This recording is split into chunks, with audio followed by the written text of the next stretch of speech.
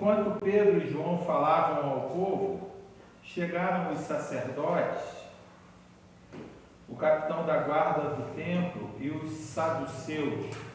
Eles estavam muito perturbados, porque os apóstolos estavam ensinando o povo e proclamando em Jesus a ressurreição dos mortos. Agarraram Pedro e João e, como já estava anoitecendo, os colocaram na prisão até o dia seguinte. Mas muitos dos que tinham ouvido a mensagem creram, chegando o número dos homens que creram perto de 5.000. No dia seguinte, as autoridades, os líderes religiosos e os mestres da lei reuniram-se em Jerusalém. Estavam ali Anás, o sumo sacerdote, bem como Caifás, João, Alexandre e todos os que eram da família do sumo sacerdote. Mandaram trazer Pedro e João diante deles e começaram a interrogá-los: com que poder ou em nome de quem vocês fizeram isso?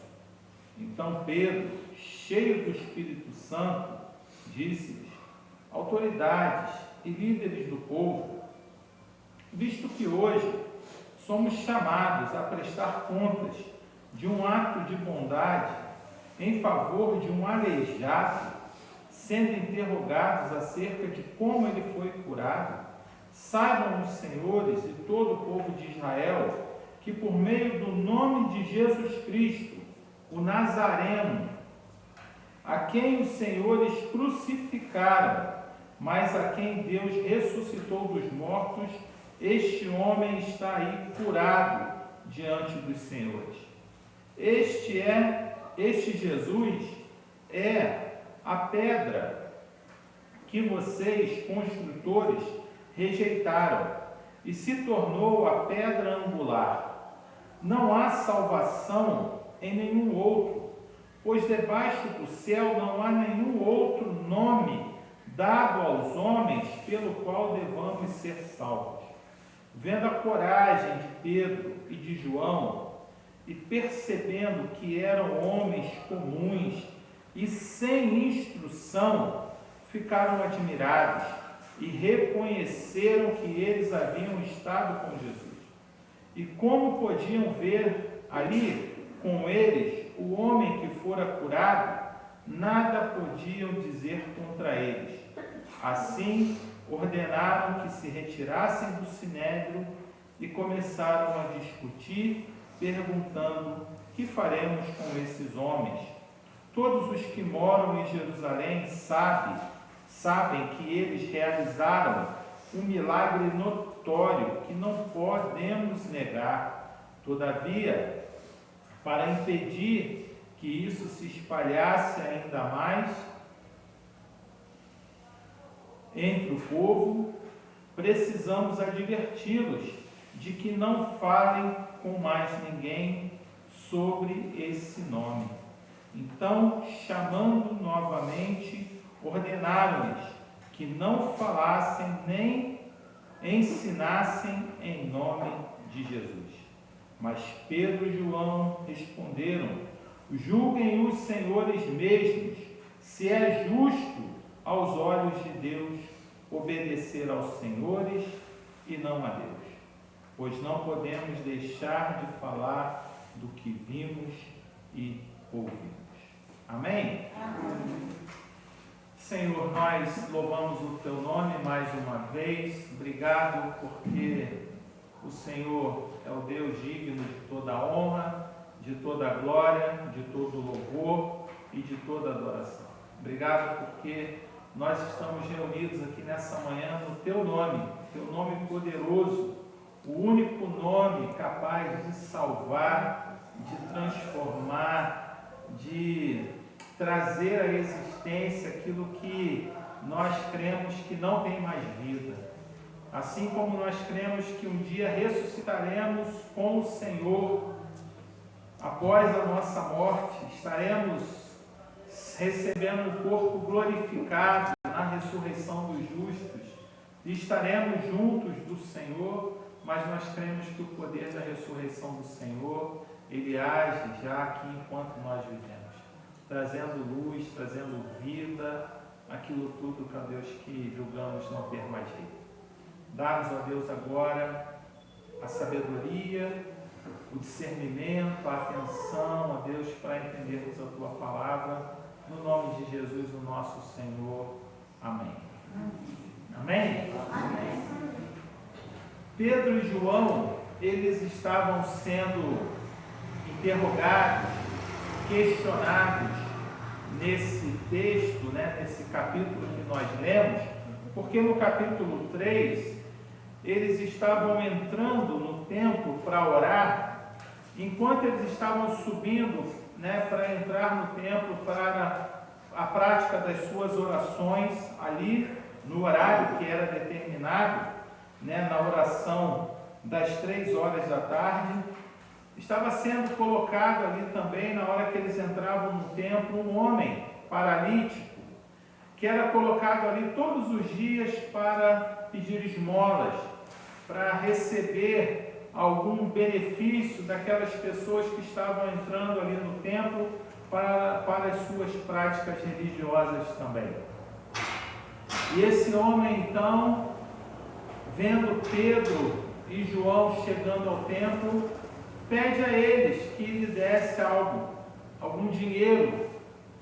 E Pedro e João, então, dizem a ele, Pedro diz para ele: olha para nós. E ele olhou fixamente para eles, e ao olhar Pedro, esperando receber alguma coisa, diz a Bíblia, diz o texto sagrado também que Pedro diz a ele assim: eu não tenho ouro nem prata, mas aquilo que eu tenho eu te dou, em nome de Jesus, levanta e anda. E diz o texto que Pedro e João, ajudando ele, segurando pelas mãos, ele se coloca de pé, salta e começa alegremente a seguir Pedro e João e entra com eles para dentro do templo.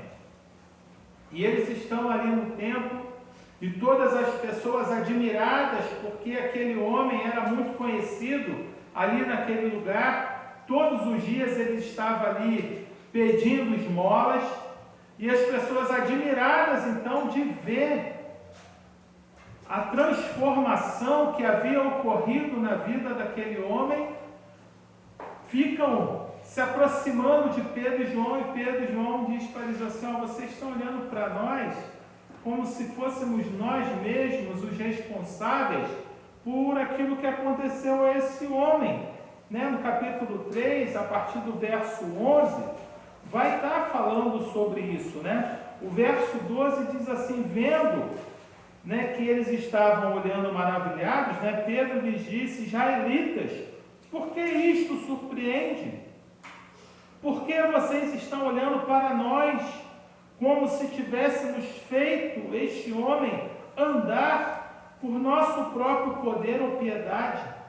O Deus de Abraão, o Deus de Isaac, o Deus de Jacó, o Deus dos nossos antepassados, glorificou o seu servo Jesus, a quem vocês entregaram para ser morto e negaram perante Pilatos, embora ele tivesse decidido soltá-lo.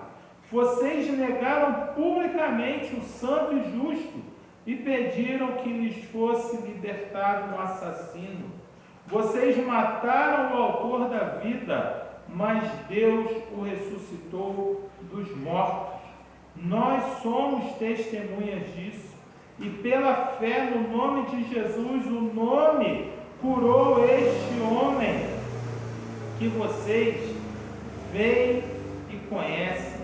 A fé que vem por meio dele lhe deu saúde perfeita, como todos podem ver. E aí então eles estão ali no Sinédrio agora, estão dentro do templo. E dentro do templo começam a chegar as autoridades do templo.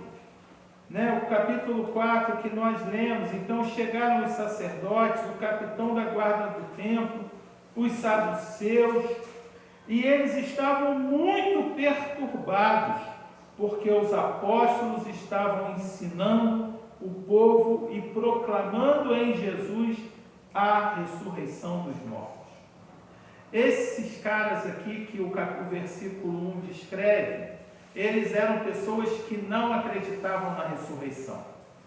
Eles não acreditavam na ressurreição porque eles criam apenas nos 5 primeiros livros da Bíblia, no Pentateuco, ou como os judeus chamam, a Torá. E a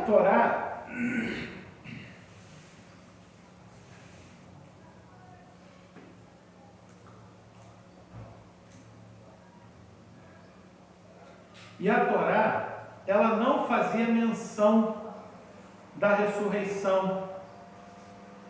Se você ler aí Mateus, capítulo 22,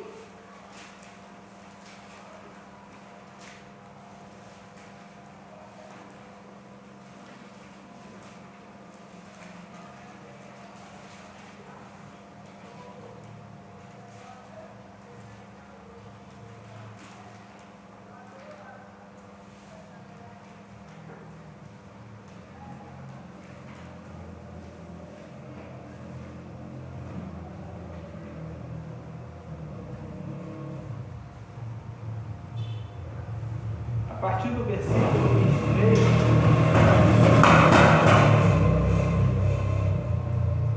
vai estar falando sobre a realidade da ressurreição.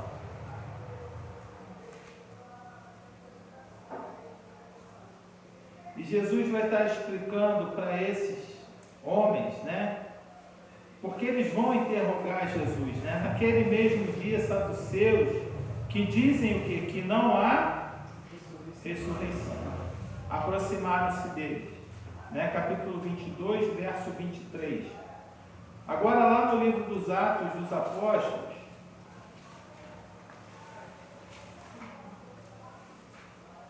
capítulo 23, verso de número 8, Paulo está ali diante do Sinédrio também, o mesmo Sinédrio, O Sinédrio era o Supremo Tribunal lá de Jerusalém. E o Supremo Tribunal de Jerusalém, ele era composto por religiosos exclusivamente, porque havia, era uma teocracia, era um governo religioso que era responsável ali também por gerenciar essas questões legais. E o capítulo 23, versículo de número 8, vai dizer assim: os saduceus dizem que não há ressurreição, nem anjos, nem espíritos, mas os fariseus admitem todas essas coisas. Então os saduceus, eles eram pessoas que eles não acreditavam na ressurreição. E agora Pedro e João estão anunciando que é através do poder de Jesus, que foi ressuscitado dentre os mortos, que aquele homem ali ele estava sendo curado. E isso gerou um grande escândalo para esses poderosos religiosos, porque agora o centro do poder não estava mais concentrado na mão deles. Eles agora não tinham mais toda a credibilidade diante do povo que eles acreditavam ter. E por isso eles se revoltam com Pedro e com João.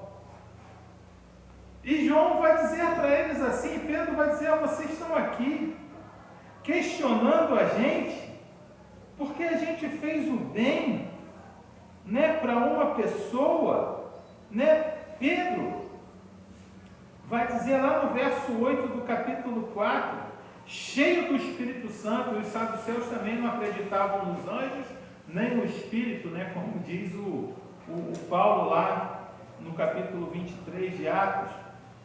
Então Pedro, cheio do Espírito Santo, vai dizer para ele: autoridades e líderes do povo, visto que hoje nós somos chamados para prestar contas de um ato de bondade em favor de um aleijado, sendo interrogados acerca de como ele foi curado.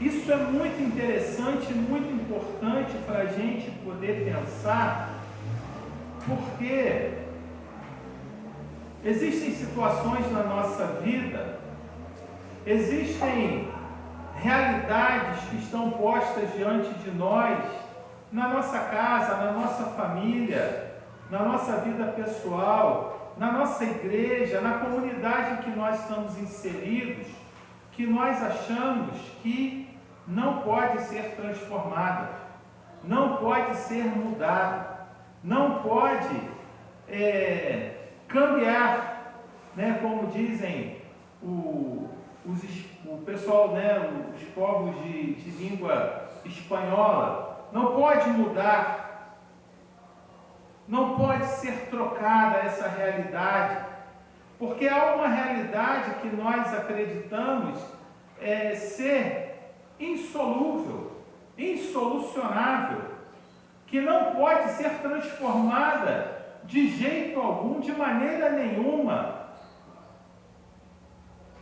E a ressurreição de Jesus, ela é a manifestação do poder de Deus.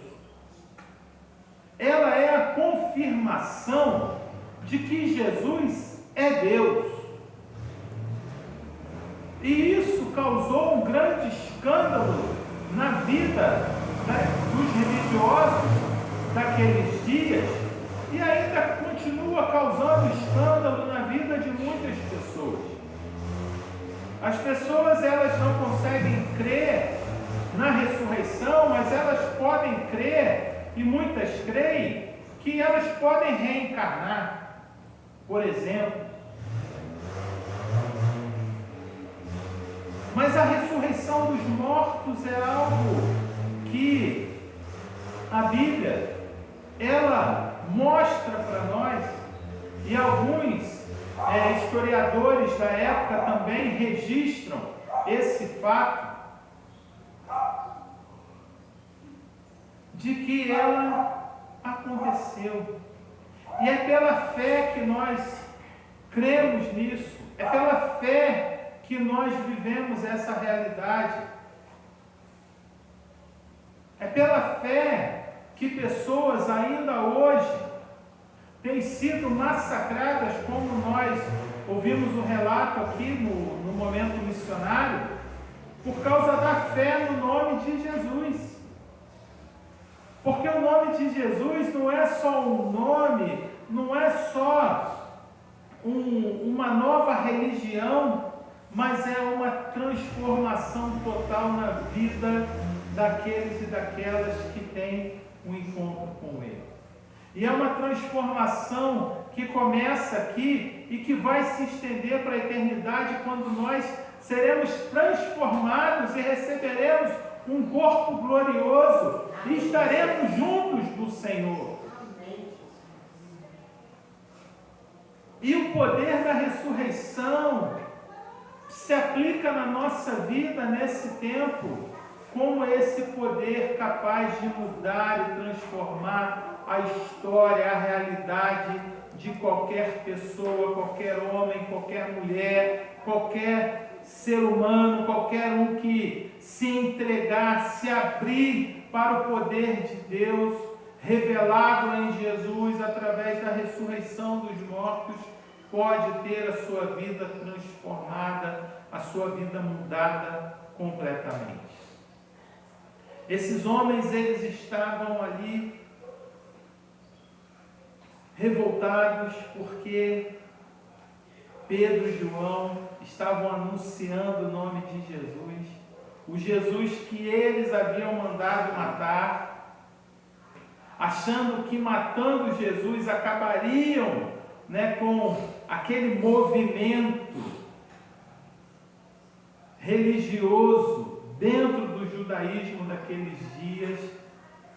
Mas o sangue de Jesus e o sangue dos mártires é como um fertilizante, que faz com que a fé ela cresça, se desenvolva e floresça mais e mais e mais e mais a cada dia na vida daqueles e daquelas que se abrem para esse mistério. E esses homens então, eles estão ali agora, Pedro e João, perante as autoridades religiosas de Jerusalém, esses que não criam na ressurreição, que é o poder de Deus sendo revelado e manifestado e confirmando que Jesus é aquele que ele disse que era. E agora então eles estão ali sendo interrogados. E eles falam com muita desenvoltura, com muita sabedoria, com muita fluidez, de uma forma que, quando eles são interrogados, aí a partir do versículo 12, no capítulo 4, eles vão responder: na verdade, não há salvação em nenhum outro, pois debaixo do céu não há nenhum outro nome dado aos homens pelo qual devamos ser salvos. E aí veja o que diz o versículo 13: vendo a coragem de Pedro e João, percebendo que eram homens comuns, sem instruções, analfabetos, iletrados em outras versões, ficaram admirados e reconheceram que eles haviam estado com Jesus. Pedro e João, eles não estudaram nas escolas de teologia lá de Israel. Eles, como pescadores, homens humildes, homens que precisavam trabalhar para levar o sustento para casa, talvez eles nem tivessem condições de frequentar as sinagogas e poder aprender, porque se eles fossem letrados, eles teriam estudado na sinagoga, teriam tido um mestre que teria ensinado eles a ler, para que pudessem ler e compreender a palavra de Deus, seriam ensinados, através da palavra de Deus. Mas eles não tiveram essa oportunidade. Mas eles tiveram um encontro com Jesus, caminharam com Jesus, e durante 3 anos e meio andando com Jesus, a vida deles foi completamente transformada. E agora esses homens pobres, sem instrução, que não pertenciam à elite religiosa dos seus dias, eles estavam ali transformando a realidade daquelas pessoas, virando o mundo de ponta cabeça. E irmãos, ainda hoje, na nossa realidade, na igreja, a igreja é esse lugar de transformação social, de transformação cultural. São muitas as histórias que eu poderia dizer aqui para vocês, de pessoas que aprenderam a ler com a Bíblia, foram alfabetizadas lendo a Bíblia. Eu conheço histórias, esses dias eu ouvi um testemunho de uma mulher num podcast, que eu compartilhei com vocês alguns vídeos. Poder de Deus, eu acho que é o nome do canal. E essa mulher, ela diz que ela se converteu, mas ela era nordestina, no interior do Nordeste, lá na Paraíba, ela não sabia ler, mas que ela queria ler a Bíblia, ela queria pregar, e que de uma forma sobrenatural o Espírito Santo fez com que ela aprendesse a ler. Outras pessoas, elas tiveram essa mesma experiência através do cuidado de pessoas que foram ensinando elas a ler dentro da igreja, foram alfabetizadas, tiveram a oportunidade de ler a Bíblia, de serem ensinadas a ler, entrar no universo da leitura e abrir a mente, conhecer outras realidades através da Bíblia, da palavra de Deus. A igreja é o lugar aonde pobres e ricos sentam no mesmo banco, aonde os pobres jovens, muitas vezes, que não têm oportunidade na sociedade, assumem os púlpitos e pregam a palavra de Deus, e pregam com ousadia, com intrepidez, e ensinam a palavra de Deus como se fossem mestres e doutores em teologia, mas com uma simplicidade, de uma forma simples, mas com uma profundidade, que não há outro meio de conseguir se obter se não for através da intervenção de Deus. É na igreja que os nossos filhos se sentam do lado de pessoas de poder aquisitivo maior ou menor, e todos aprendem a se tratar de uma maneira igualitária, com respeito. A igreja é esse lugar de transformação da vida. E isso só é possível por causa do poder da ressurreição do Espírito Santo. Quantas pessoas eu conheço que vieram de famílias pobres e que hoje são doutores em engenharia, são médicos, são fisioterapeutas, são juízes, desembargadores, porque receberam essa oportunidade na comunidade. Mas os ricos, os poderosos, os que dominam, eles não querem que esse lugar seja acessado por essas pessoas. E cabe a nós, como igreja, gerar essas oportunidades.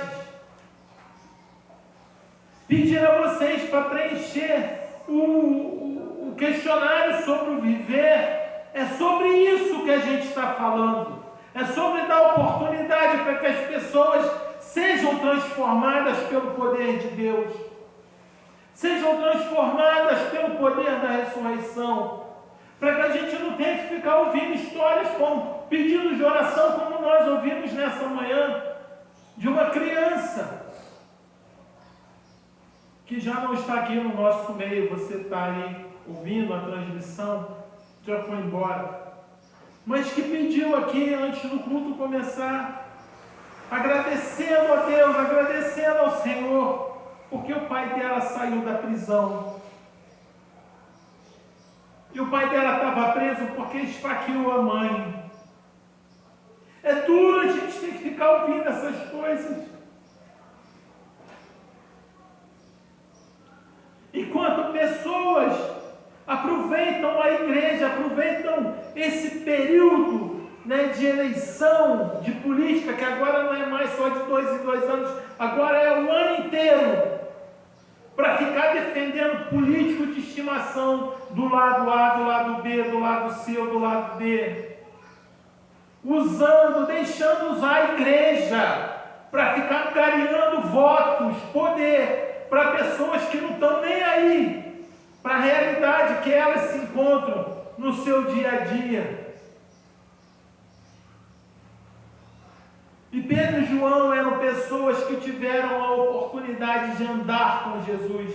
E andando com Jesus tiveram a vida transformada. E tendo a vida transformada, agora eles estavam tirando esses poderosos, inescrupulosos, manipuladores do poder.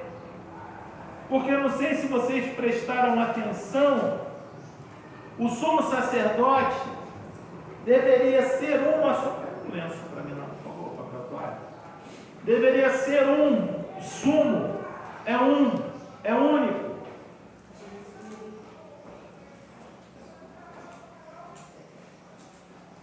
Mas havia 2 na época que Jesus foi morto, porque era indicado, né, que receberia o outro, né, o outro era indicação política. E a gente lê o texto e vai dizer aqui, ó, o verso 5, o verso 5 e o verso 6.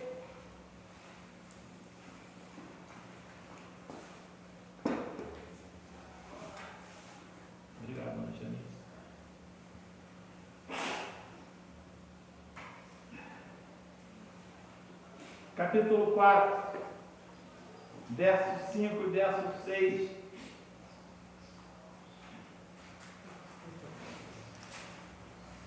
Vai dizer assim: no dia seguinte, as autoridades, os líderes religiosos e os mestres da lei reuniram-se em Jerusalém. Estavam ali Anás, sumo sacerdote, bem como Caifás. Esses dois aqui eram lá, da época que Jesus foi crucificado. João, Alexandre e todos os que eram da família do sumo sacerdote.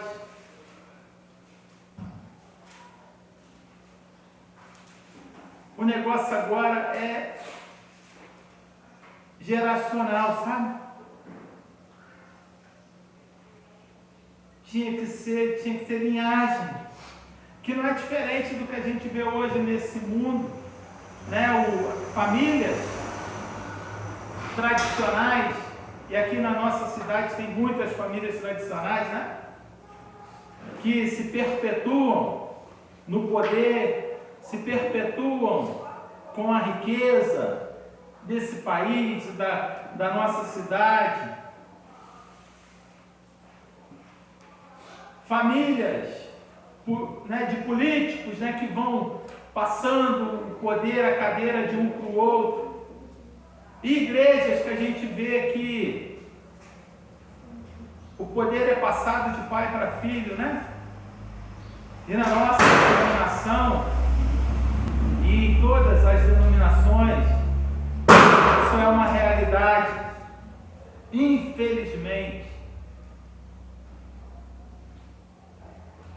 Na nossa região a gente tem uma igreja que o pastor morreu, e aí antes de morrer colocou o filho como vice-presidente da igreja, e o pastor já morreu há uns 3 anos, uns 2 ou 3 anos, e a sucessão está lá, abriu uma sucessão, mas chamaram, na verdade, não abriram nem a sucessão, chamaram um interino, porque o que está lá não é pastor, não pode ministrar a ceia, não pode batizar, dentro da denominação só quem é ordenado pode fazer isso.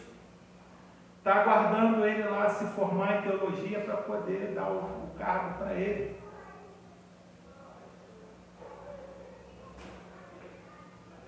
Quando não deveria ser assim. Quando deveria ser o Espírito Santo conduzindo, guiando a igreja. Se o filho do pastor, ele é alguém vocacionado por Deus, que assim seja, mas que ele vá seguir o caminho dele.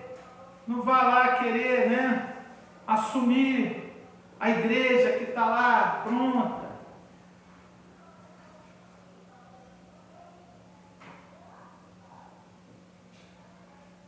A ressurreição de Jesus, ela mostra para nós o poder de Deus, a manifestação do poder de Deus. E a transformação que é possível obter na vida, na história, para quem crer nesse poder. E ela não fala somente sobre aquilo que vai acontecer no porvir, mas ela é o poder de Deus para transformar a realidade do presente. De vidas serem mudadas, vidas serem transformadas em todas as suas necessidades. Eu nunca tive a experiência de fazer um coxo andar. Eu já orei por pessoas que ficaram curadas de suas doenças, mas eu nunca vi um cego voltar a enxergar, um aleijado andar. Mas eu creio que Deus ainda, se Ele quiser, Ele faz isso nesse tempo. Mas Ele pode transformar a realidade da vida de crianças como essa que estivemos aqui recebendo nessa manhã. Ele pode transformar a realidade, da situação do bairro que a gente vive, com a notícia triste que nós recebemos de mais um ato de violência aqui na comunidade. A gente precisa levar isso a sério. A gente não é religioso Ser religioso, vir para a igreja não faz sentido.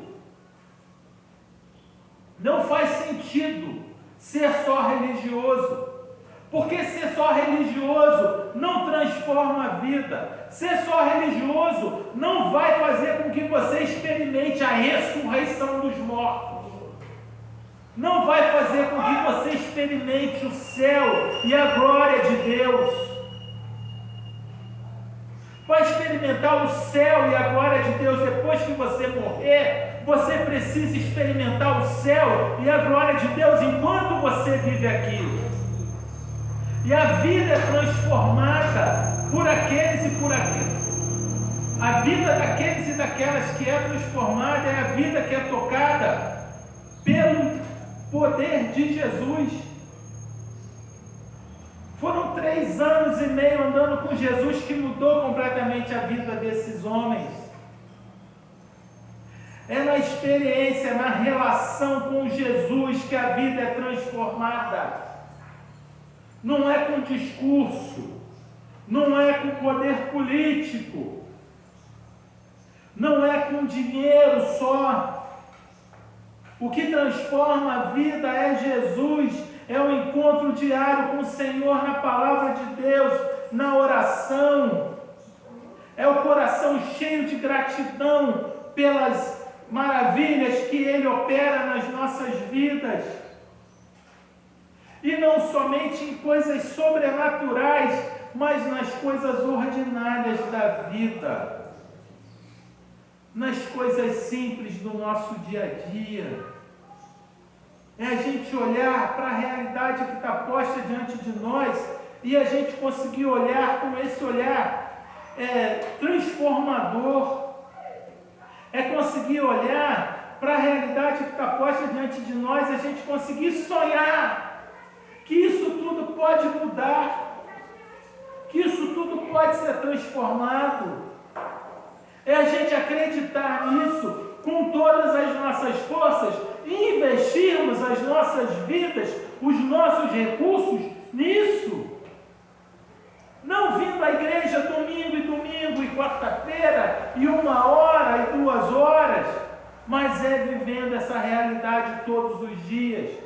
É saindo de casa, é vendo o tempo que a gente tem e o que eu posso fazer para mudar a vida das pessoas que estão ao meu redor. Aonde que eu posso ser útil? No meu trabalho, na vida daqueles que estão perto de mim. Como que Deus pode me usar para ser um sinal histórico da ressurreição de Jesus? Que vidas que podem ser transformadas. Eu não posso olhar para a vida de alguém que está se perdendo e achar que é assim mesmo, que não há nada que eu possa fazer. Eu posso pelo menos orar com fé e crer que Deus vai transformar. Eu posso olhar e não julgar, e lembrar quem eu sou, da onde eu vim, e como que eu ainda sou hoje, apesar de ser pastor, apesar de ser, ter as formações que eu tenho. Não façam isso, mas se vocês forem perguntar para o Davi e para a Bianca quem é o Marcos em casa, vocês vão se surpreender, porque eu sou muito falho. E eu preciso lembrar disso, que eu sou falho, para que eu não fique julgando ninguém, apontando o dedo para ninguém. A gente precisa olhar para esse texto, entender a riqueza que há nele e que é o nome de Jesus. É o nome. E o nome na Bíblia, ele representa a pessoa. E isso é assim ainda hoje, né? Se você aqui agora parar para pensar, né? Quem é você? O seu nome. E aí o seu nome tem toda a sua história. As pessoas, quando falam com você, né?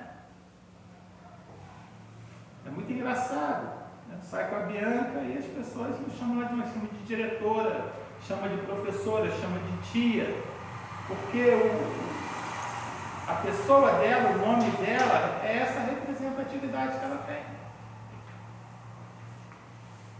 E cada um de nós, né, quando a gente fala o nosso nome, a gente sabe, é o Marcos, ele é pastor, ele é casado com a Bianca, é o pai do Davi, ele é formado nisso, naquilo e tal, trabalhou aqui, ali e acolá,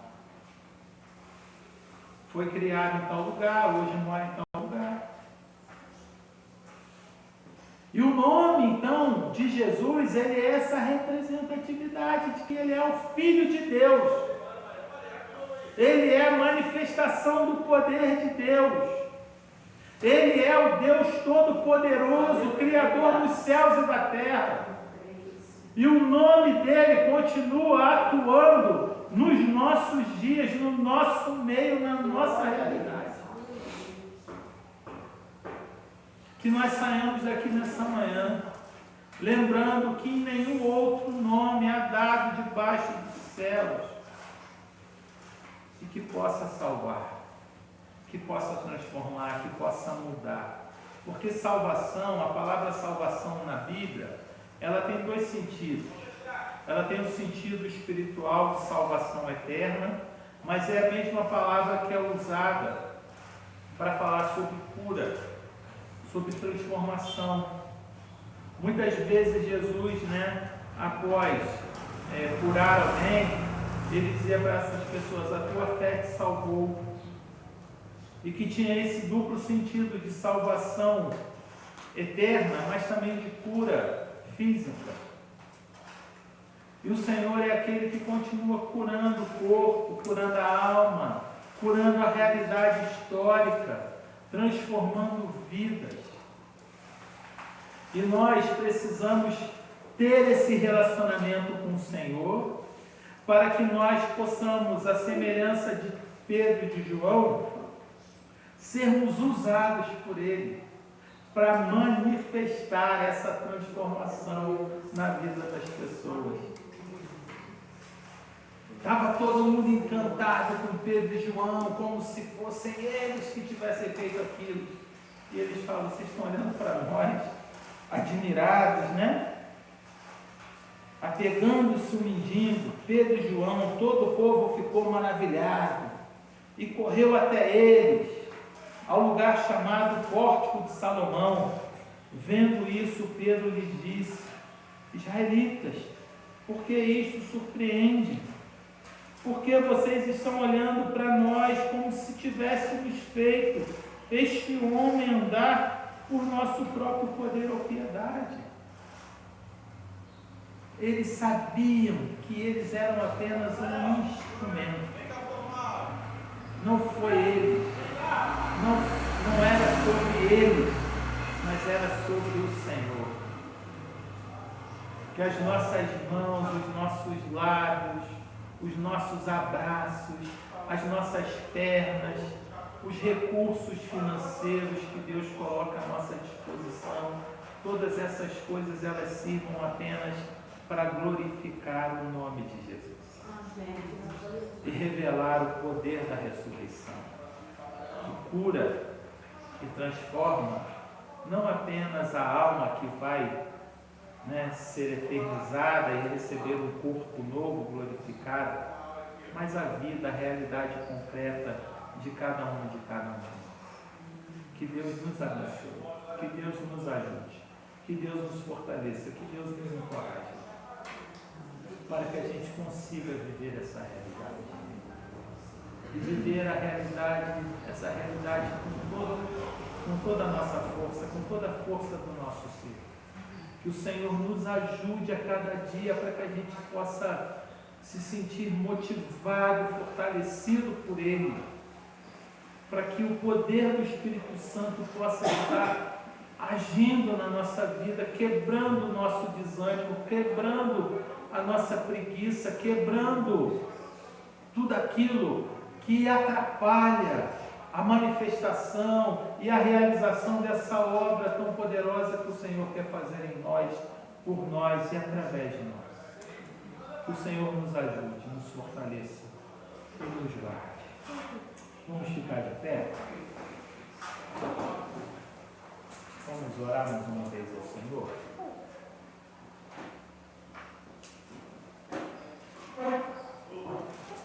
Senhor, nosso Deus e nosso Pai, nós agradecemos ao Senhor, Deus, por essa manhã, agradecemos, Senhor, pela Tua palavra, agradecemos, Deus, pela manifestação do Teu Espírito, ó Deus, aqui no nosso meio hoje nessa manhã. Ó Pai, que o Senhor nos perdoe por sermos, ó Deus, apenas homens e mulheres religiosos na maior parte da nossa vida e do nosso tempo. Ó Deus, que o Senhor nos perdoe por vivermos uma religiosidade medíocre e vazia, que não transforma a vida, nem a nossa, nem a das pessoas que estão ao nosso redor. Nos ajude, ó Deus, para que nós possamos nos arrepender nessa manhã desses pecados, ó Deus, e de todos aqueles que têm nos afastado do Senhor. Mas que, ó Deus, ao buscarmos o texto sagrado, a Tua palavra, e olharmos, Senhor, para a experiência desse homem paralítico, ó Deus, aleijado, que teve a vida transformada pela instrumentalidade dos Teus servos, Pedro e João, que andaram com o Senhor Jesus, não estudaram na academia, não estudaram, com os melhores mestres e rabinos de Jerusalém nem de Israel, mas estudaram com o Supremo Mestre, o Supremo Pastor, o Senhor Jesus Cristo. E durante 3 anos, mesmo sendo, ó Deus, analfabetos e letrados, começaram a promover, ó Deus, após esse contato com Jesus, uma transformação, ó Deus, uma transformação que sacode o mundo até os nossos dias e que irrita o inferno, ó Deus, até os dias de hoje, como já irritava lá no passado. Ó Deus, obrigado, porque tudo isso confirma que a palavra do Senhor é verdadeira, que Jesus é Deus e que a ressurreição dos mortos é uma realidade e que esse poder da ressurreição transforma não apenas o nosso corpo mortal e finito num corpo glorioso, mas, ó Deus, é uma ressurreição que age e transforma a realidade concreta, histórica da vida, ó Deus, e dos lugares aonde nós estamos plantados.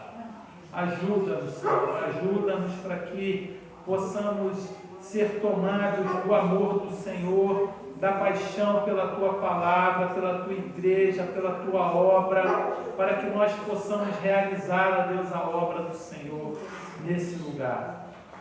Toma-nos, ó Deus, em Tuas mãos. Ajuda-nos a crer, ó Deus, que a mudança que nós pedimos ao Senhor na vida do Seu João, ela é possível, ela é real, ela é verdadeira e que não há impedimento, ó Deus, nenhum que possa fazer com que isso não aconteça. Nós cremos no Senhor e colocamos mais uma vez a vida dele no Teu altar. Nós cremos, ó Deus, que essas histórias de violência que tivemos aqui nessa manhã, elas podem mudar, podem ser transformadas, os lares podem ser transformados, as vidas podem ser transformadas. O poder, ó Deus, maligno que reina sobre esse lugar e sobre os palácios do poder da nossa cidade, do nosso estado, do nosso país, que estão tão maculados, ó Deus, com associações criminosas. Isso tudo pode mudar pelo poder que há no nome de Jesus, o nosso Senhor. Transforma, ó Deus, a Tua igreja, para que a Tua igreja não continue sendo, ó Deus, como era no passado, uma sucessão que era feita por causa da linhagem, a linhagem, ó Deus, hereditária, mas que, Senhor, em nome de Jesus, o Senhor possa levantar homens e mulheres vocacionados e vocacionadas pelo Senhor, para que, ó Deus, sejam instrumentos nas tuas mãos para conduzir, ó Deus, a igreja do Senhor. Que, ó Deus, os poderes políticos, ó Deus, os poderes políticos na concepção que essa palavra tem, não só da política partidária institucional, mas as políticas, as relações, os acordos que são feitos, ó Deus, dentro dos arraiais evangélicos, eles possam cair por terra no nome de Jesus, e que a vontade soberana e poderosa e maravilhosa do Senhor, ela se concretize, ó Deus, neste lugar. Começa por aqui, começa pela nossa cidade, começa aqui na nossa igreja, começa aqui na nossa vida, Senhor.